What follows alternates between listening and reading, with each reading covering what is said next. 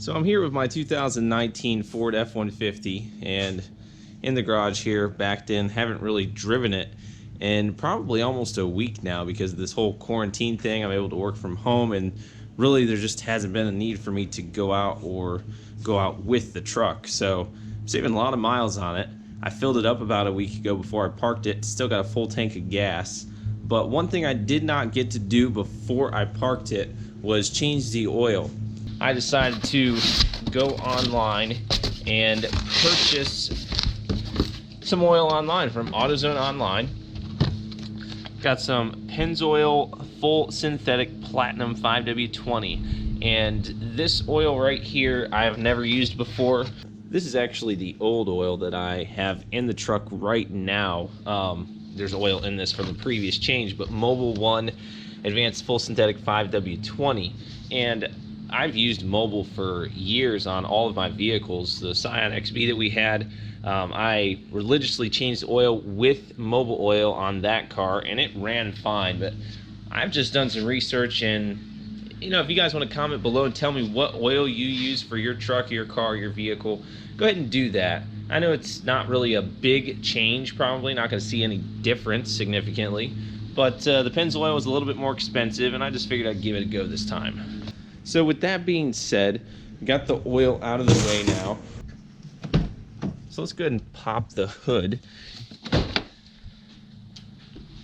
I actually wanted to discuss a rather widespread issue that people are having with the truck, and that is the oil consumption issue. Can't really get much closer than that. I've had so many people comment on the review video, the update 7 months, 7,000 mile video I did of this truck, and probably at least 3 or 4 of them talking about oil consumption. I'm going to say the same thing that I told those people. And when I first changed the oil, the first change was done at 2,900 miles, and it was almost a quart low. Before I changed it the second time, it was around just under 6,000, 5,900 and change. It was about a quarter of a quart low.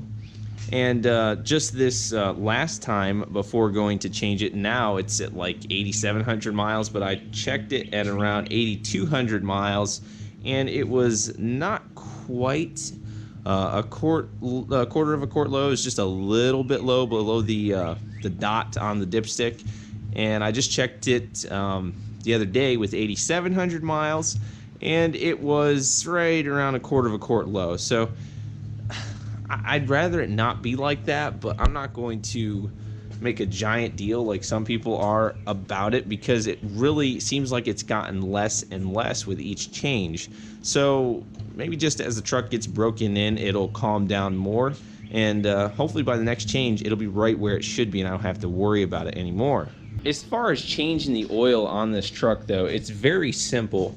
One thing that I made very clear that I did not like, and some people tried defending this, was the plastic oil plug. And really, I mean, just cheap quality Ford. You shouldn't have put a plastic oil plug in this truck.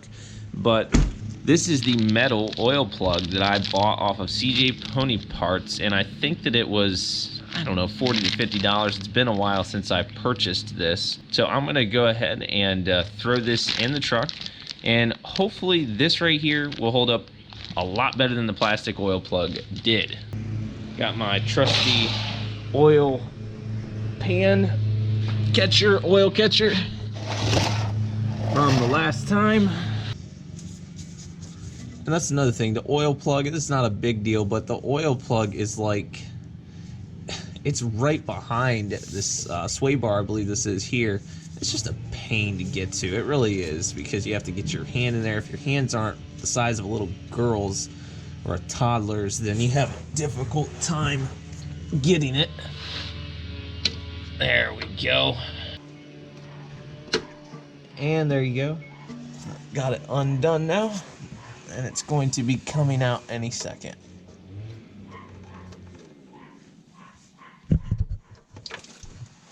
And there we go.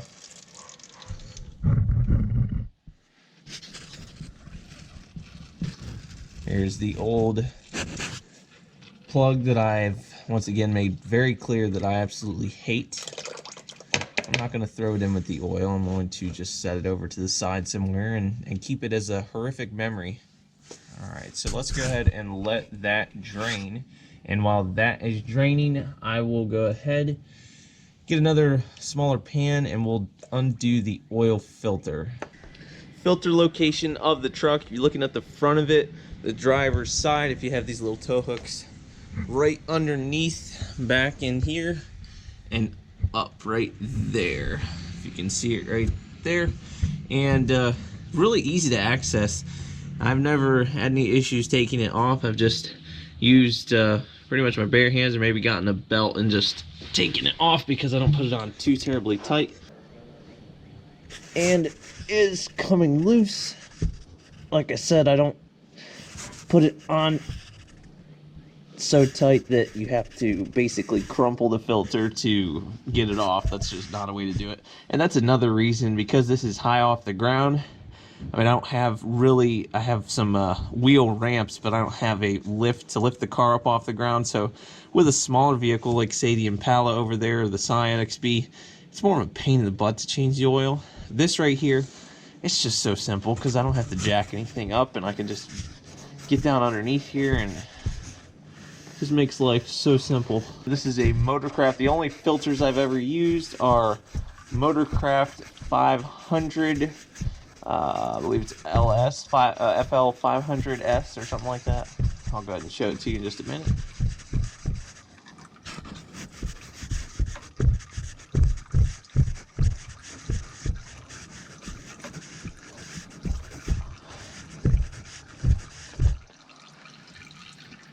Alrighty, here we go. Got the filter off. Let's go ahead and take a look at it. Motorcraft, yep, FL 500S.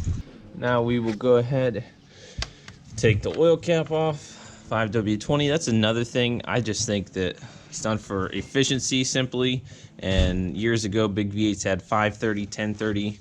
I mean, my dad's Astro with the 4.3 V6 takes 530, and I think the manual even says something about 1030 if it's in the winter time or summertime or something like that. I don't know. Anyway, the older V8s used to take a much thicker oil than 520. I think that's pretty pathetic. But enough negativity about the F150.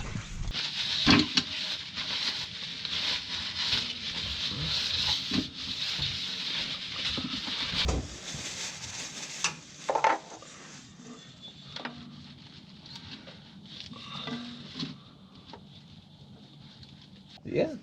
Yep, that went in just fine. Absolutely. Perfect.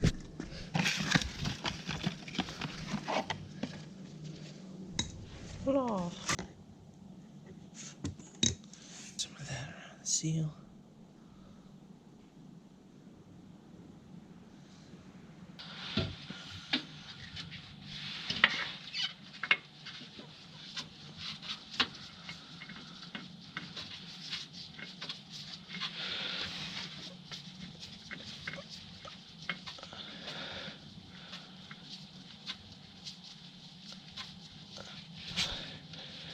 Like I said, it's a little bit wet now, so we're gonna have to get some paper towels, dry it off so we can tighten it the right way.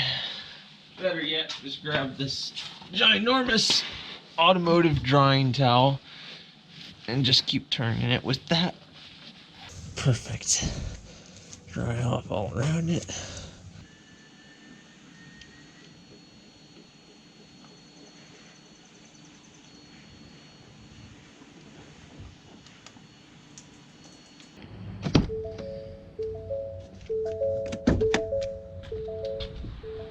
Alright, go ahead and check the oil again. Hold it out, let it run for a minute, and then shut it off to let the oil settle so we can check it and get the accurate reading of where it's at right now.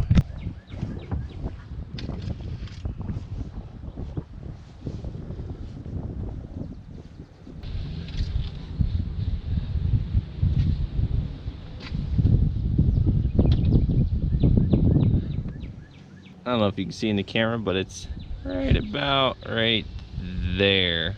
So it's just a touch low. And that's probably about how much I have left in the 5-quart container of it. So go ahead and put the rest of that in now.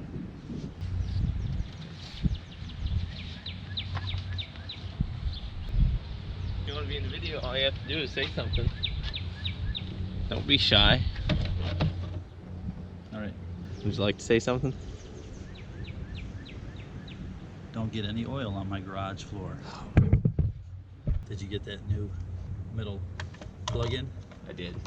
Yep. Did it go in nicely? Yep. I did. Probably looks a heck of a lot better than that plastic thing, huh? It doesn't look cheap anymore. That was cheap, having that yellow thing under there. It doesn't feel cheap. It's screwed right in, metal, and you just stick your finger in the handle of it, and you just turn it. It comes right out. So what did they get you for that? What's the damage on that plug? New plug? 40 to 50 bucks, 60 bucks, something like that. Hey, that's worth it. He said something about me crying like a girl because oil was on my garage. Yeah, on your driveway. And I said, you'll be crying like a bitch when I have you down and I'm pounding you in the face. Let's go. Alright, the oil's where it should be now. Everything seems to be put back together. Go ahead and take it for a ride, get it on the highway for a little bit. Just get it warmed up because it hasn't been running in a while. Shut that. But yeah, appreciate you guys watching. Like I said, comment, let me know what kind of oil you guys like to use and oil consumption. If you want to continue that discussion, you're welcome to. Just throw your comments below, rate the video before you go, and then subscribe today if you haven't already.